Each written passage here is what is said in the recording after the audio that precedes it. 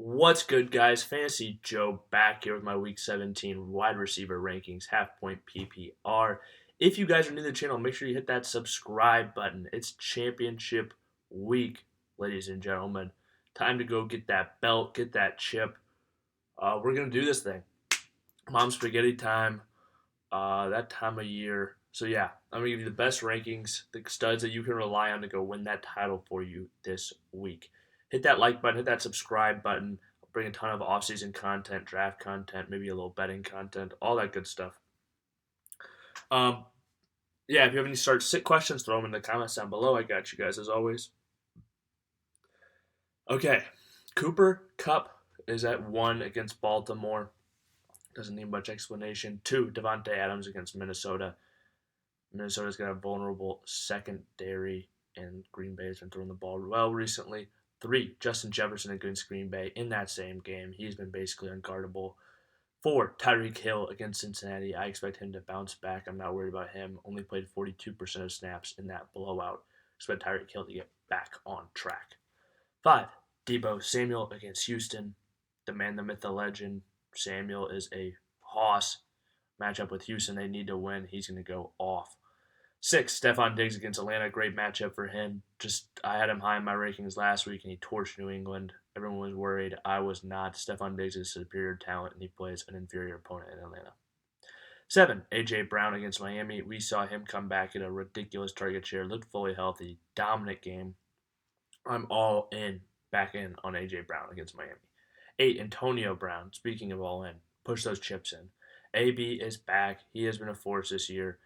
No Chris Godwin to steal targets from him. Mike Evans, even if he's back, he's still going to get his targets. Love him against the Jets. 9, Jamar Chase against Kansas City. Jamar Chase is an absolute tank. I think that game has the chance to be a shootout. 10, CeeDee Lamb against Arizona.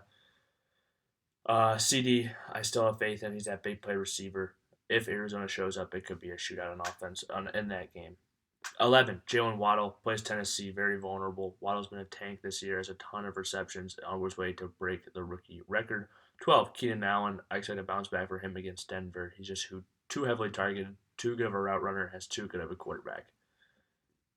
13, T. Higgins. Like I said, that game could be a shootout. Would love to have pieces in it. T. Higgins, one of the most explosive players in fantasy, as we saw last week. 14, Diontae Johnson against Cleveland. Coming off a bad game, but you know what he's going to give you, and that's consistency. It wasn't even a bad game, really. It was consistent, though. And then he's going to consistently give you double digits, but he doesn't offer the same upside as some of these guys above. 15, Mike Evans against the New York Jets. Speaking of Mr. Upside, it is Mike Evans himself. He could go out there and snag multiple touchdowns. Might have the highest probability outside Davante Adams or Cooper Kupp of doing that in football, honestly. 16, Amari Cooper. Vulnerable. Arizona is vulnerable to the passing game against wide receivers, and Cooper's a great wide receiver, great number 2 option. He could be a 10 there, arguably a CeeDee Lamb, so very high on Amari Cooper this week. 17, Hunter Renfrow against Indy. He's been great recently. He just gets it done, gets open, is getting targeted. So you're playing him against Indy. 18, Brandin Cooks was out last week. Expect him to be back and ready to go this week against the 49ers. Davis Mills has been slinging that thing. Excited about him. 19, Christian Kirk.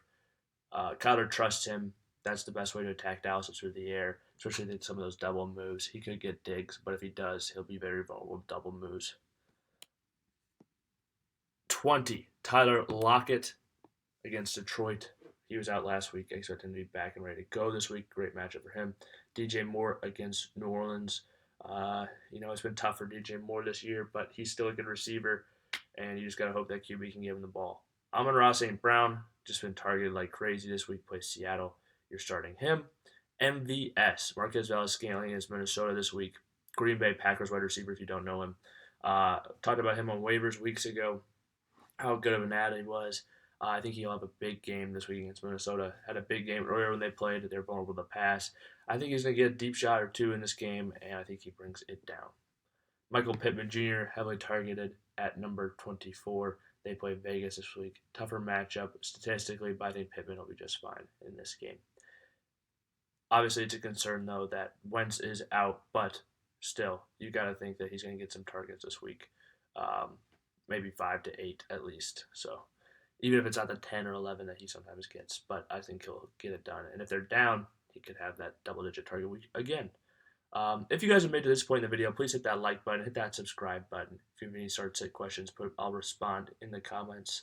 Thank you guys for watching. I'll see you guys next time.